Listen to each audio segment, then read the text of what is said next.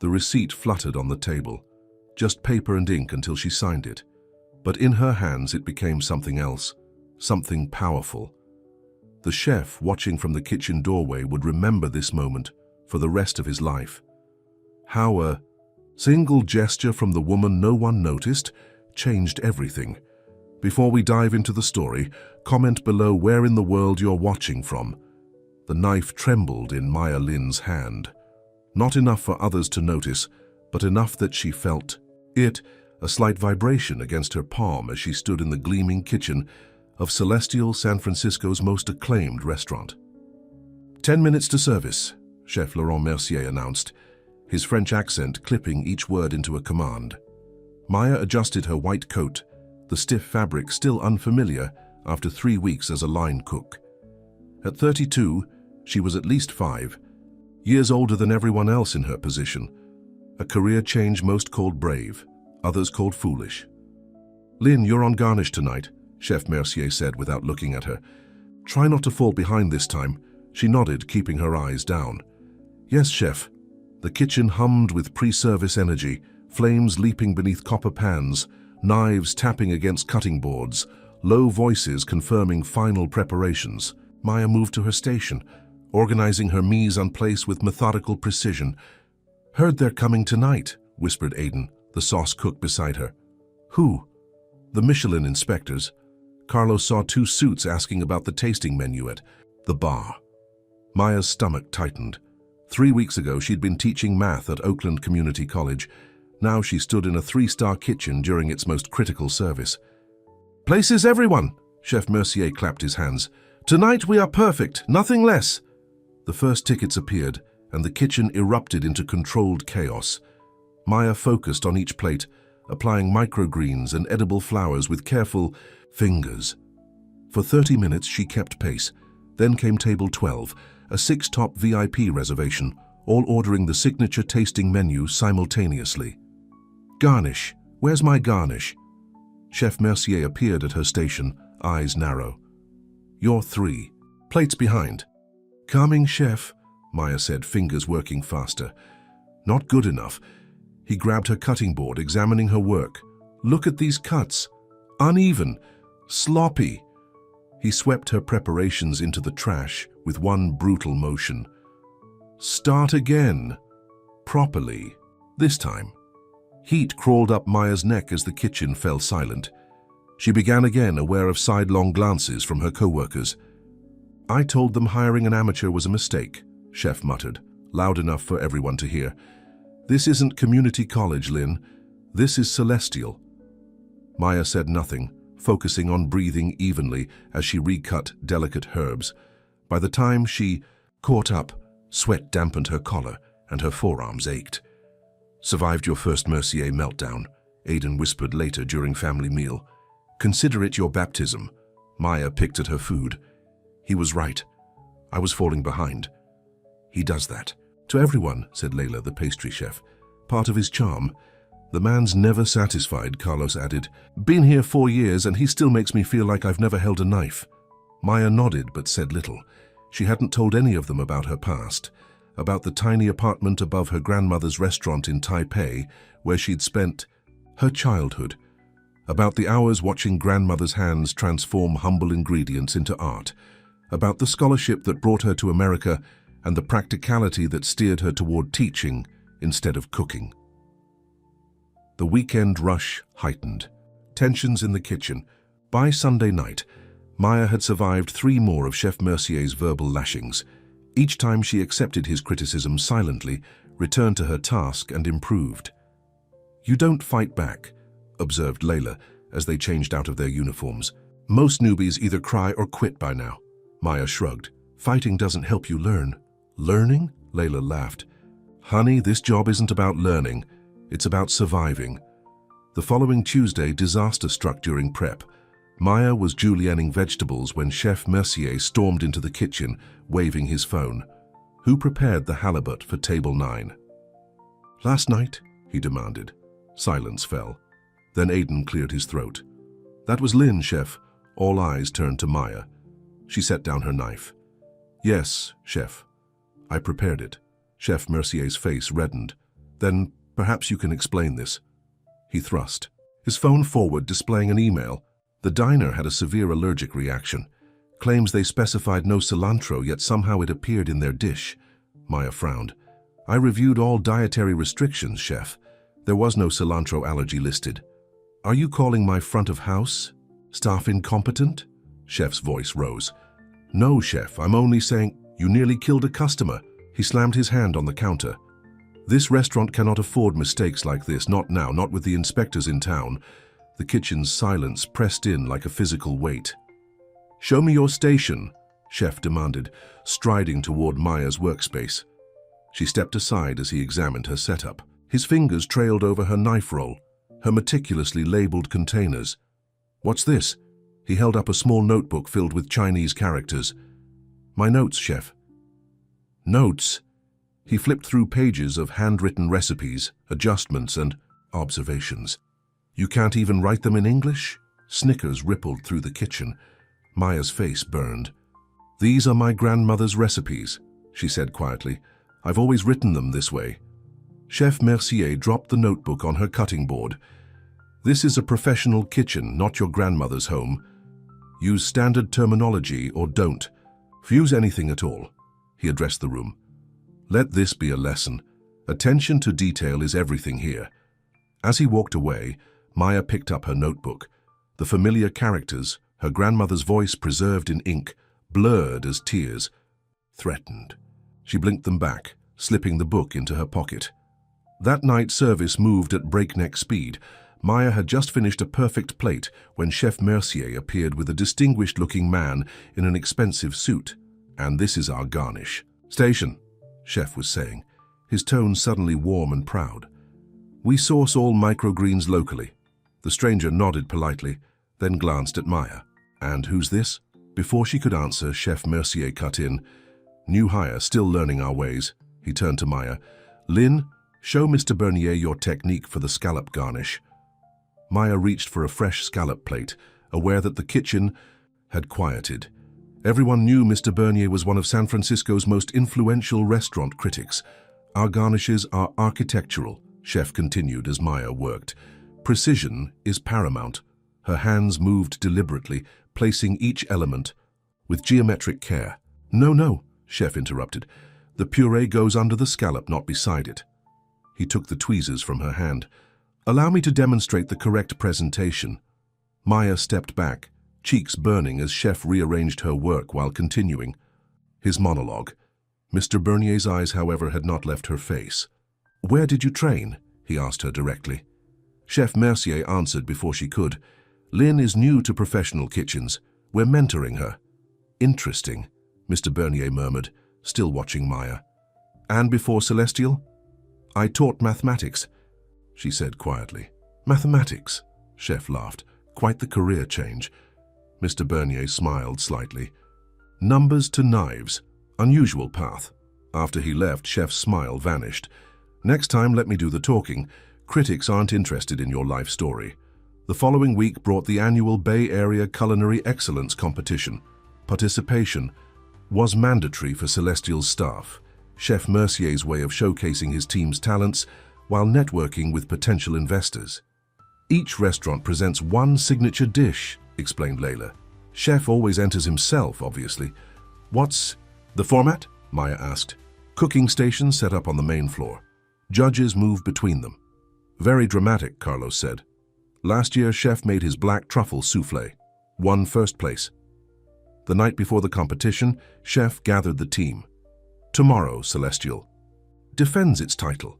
He paced before them. I've selected my wild mushroom consommé with gold leaf and caviar foam. Aiden, Carlos, you'll assist me. The rest of you will support from prep stations. He assigned tasks rapidly. When he reached Maya, he paused. Lynn, you'll handle basic preparation only, vegetable trimming, stock straining, nothing that goes on the final plate. She nodded, ignoring the flutter of disappointment in her chest. The Michelin Guide will be watching, Chef continued, as will every major food publication. This is about showcasing excellence. His gaze lingered on Maya. And experience. The convention center ballroom had transformed into a competitive cooking arena. 20 top restaurants had stations around the perimeter, with judges' tables in the center. Cameras captured every moment for a local culinary channel. Maya worked quietly at their prep table, positioned behind Chef Mercier's cooking station. She strained the mushroom stock twice, ensuring absolute clarity, then handed it to Aiden. Perfect. Actually, he whispered, surprised. How'd you get it so clear? She smiled slightly. Egg whites and patience. As the competition progressed, Maya noticed Chef becoming increasingly agitated.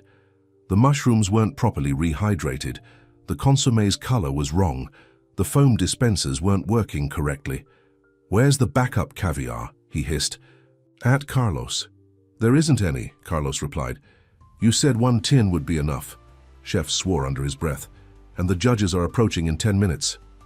Maya continued her assigned tasks, watching from the corner of her eye as Chef struggled with the delicate foam. It collapsed repeatedly, refusing to hold its shape atop the consommé. It's the temperature, she murmured to herself. Too hot. Chef whirled around. What did you say? She froze. Nothing, Chef. No, you said something about temperature. His eyes narrowed. Speak. Maya hesitated. The base liquid needs to cool slightly before applying the foam. It's dissolving on contact. And how would you know that? She swallowed. I've made similar preparations before. Chef stared at her for a long moment. Then the announcement came. Judges approaching Station 12, Celestial Restaurant. Damn it, he muttered, looking down at his failed dish. The consommé was perfect, but without the signature foam it was incomplete. Lynn, get back to your station. Maya returned to the prep table, but kept watching. Chef Mercier was attempting one last foam application. It dissolved immediately. The judges, 5 culinary legends, including Mr. Bernier, approached Celestial's station. Chef straightened, his professional smile firmly in place despite the disaster before him. Chef Mercier, greeted the lead judge, a silver-haired woman. Your signature dish? Chef hesitated, looking down at his ruined creation. In that moment, something shifted in Maya.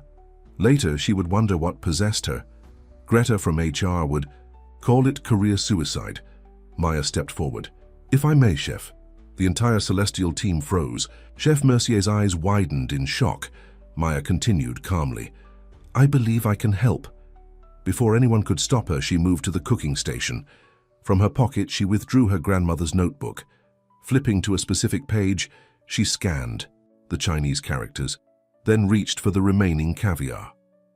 What are you doing? Chef hissed. Saving our dish, she replied quietly. Please trust me. The judges watched with interest as Maya worked. She combined the caviar with a small amount of gelatin and water, then used a CO2 charger with practiced precision. Within minutes, she had produced a perfect caviar foam that held its structure. The molecular composition requires a different stabilizing agent at this ambient temperature, she explained to the stunned judges as she carefully applied the foam to each consommé cup. The result maintains both the visual effect and flavor profile Chef Mercier intended. The lead judge raised an eyebrow. Impressive recovery. Chef Mercier stood speechless as the judges sampled the dish. Their expressions transformed from polite interest to genuine delight. Extraordinary balance, murmured Mr. Bernier. The foam's salinity perfectly complements the earthiness of the mushrooms, the silver-haired judge nodded. And that clarity, like liquid amber. Remarkable technique. After they moved on, Chef turned to Maya, his face unreadable. Where did you learn to do that? She hesitated, then opened her notebook wider. The pages revealed not just recipes, but complex diagrams and molecular formulas, the marriage of mathematics and cooking that had been her private passion for years. My grandmother taught me traditional techniques, she said. I applied my own understanding of chemical structures to enhance them. Carlos and Aiden stared at her in disbelief. You've been holding out on us, Lynn, Aiden said finally. Before Chef could respond, the announcer called for attention. The judges have reached their decision. The room fell silent as the lead judge approached the microphone. This year's Bay Area Culinary Excellence Award goes to Celestial Restaurant for their innovative wild mushroom consommé with caviar foam. Applause erupted. Chef Mercier's name was called, and he moved forward to accept the trophy. As cameras flashed, he hesitated, then gestured for Maya to join him. "This was a team effort," he said into the microphone, his voice tight but professional. "I'd like to acknowledge my line cook, Maya Lin, whose technical skills contributed to our winning dish." The crowd applauded politely. Few understood the magnitude of what had just happened, but Mr. Bernier, watching from the judges' table, smiled knowingly. Back in the kitchen that night, the atmosphere had changed. Staff members who had previously ignored Maya now glanced at her with new interest. Aidan bumped her shoulder gently. "So, math teacher who can cook molecular gastronomy," he grinned. "What else are you hiding?" Maya smiled slightly. "I contain multitudes." Chef Mercier appeared from his office, trophy in hand. The kitchen fell silent as he approached Maya's station. "Lynn," he said formally. "A word in my office." She followed him, pulse racing. This could be her termination. Most chefs wouldn't tolerate being upstaged. Inside the small office, Chef placed the trophy on his desk and turned to face her. "What you did today was insubordinate," he began, his voice low. Maya met his gaze steadily. "Yes, Chef." "You disregarded the hierarchy of this kitchen." "Yes, Chef." "You took a significant risk with Celestial's reputation." She nodded again, waiting for the axe to fall. Chef's expression changed subtly. "It was also brilliant." Maya blinked in surprise. "I've been cooking professionally for 25 years, Chef continued. "I recognize exceptional talent when I see it." He gestured to her notebook, which she still clutched. "May I?" Hesitantly, she handed it over. Chef leafed through pages of Chinese characters, interspersed with mathematical equations and molecular diagrams. "I can't read the language," he said, "but I understand the science. You've been developing techniques that combine traditional Chinese cooking with modern molecular gastronomy." "My grandmother was a chef in Taipei," Maya explained. "She taught me that cooking is chemistry guided by tradition and instinct. When I studied mathematics, I began seeing patterns in her methods that could be enhanced through scientific precision." Chef nodded slowly. "Yet you became a teacher." "My parents wanted stability for me." She hesitated. "Cooking was considered a fallback career, but now you're here." "My grandmother died last year," Maya said quietly. "Her last words to me were to follow my true path, so I applied to Celestial." Chef studied her for a long moment. "Why didn't you tell me about your background? Would you have treated me differently?" He considered this, then smiled slightly. "Probably not. I believe everyone starts from zero in my kitchen." "Exactly." Chef returned her notebook. "Tomorrow I want to see a proposal for a new dish incorporating your techniques. If it meets my standards, we'll feature it as a special next week." Maya's heart raced. "Thank you, Chef." As she turned to leave, he added, "And Lynn, next time you have an idea, speak up. False modesty has no place in my kitchen." 3 months later, Maya stood at her new station, no longer on garnish but leading the restaurant's newly created innovation section. Under her guidance, Celestial had introduced a revolutionary science and tradition tasting menu that had food critics raving. "Chef Lin," called one of her cooks, "the special molecular soy foam isn't setting properly." "Check your temperature," she replied, moving to assist. "Remember, precision is paramount." Across the kitchen, Chef Mercier caught her eye and nodded with approval. Their relationship had evolved into a partnership of equals, his classical training complementing her innovative approach. Mr. Bernier had returned twice to experience Maya's creations, writing a glowing feature on her mathematical gastronomy. That had brought national attention. Next month, she would appear on a cooking competition show as a featured chef, not a contestant. After service, Maya updated her notebook with new observations. The characters flowed from her pen, her grandmother's. Traditional recipes now expanded with her own innovations. "Still writing in code?" asked Aidan, peering over her shoulder. Maya smiled. "Some traditions are worth preserving." As the staff filed out, Chef Mercier approached her. "The Michelin Guide called today," he said casually. "They're returning next week." "We'll be ready," Maya replied. "They specifically mentioned interest in your contributions." Chef straightened his jacket. "It seems you've made quite the impression." Maya thought of her quiet classroom, the life she'd left behind, the safety, the certainty. Then she looked around the kitchen, her kitchen now in many ways, and felt the familiar thrill of creative possibility. "Not bad for a math teacher," she said with a small smile. Chef laughed. "Not a math teacher anymore, Lynn. You're a chef. How you always were." He paused. "Your grandmother would be proud." Later that night, alone in her apartment, Maya lit a stick of incense before her grandmother's photograph. The smoke curled upward, carrying her silent gratitude. Some talents remain hidden until the right moment, until circumstance and courage combine to reveal what was always there, waiting beneath the surface. Like the perfect consommé, clarity comes only after patient transformation.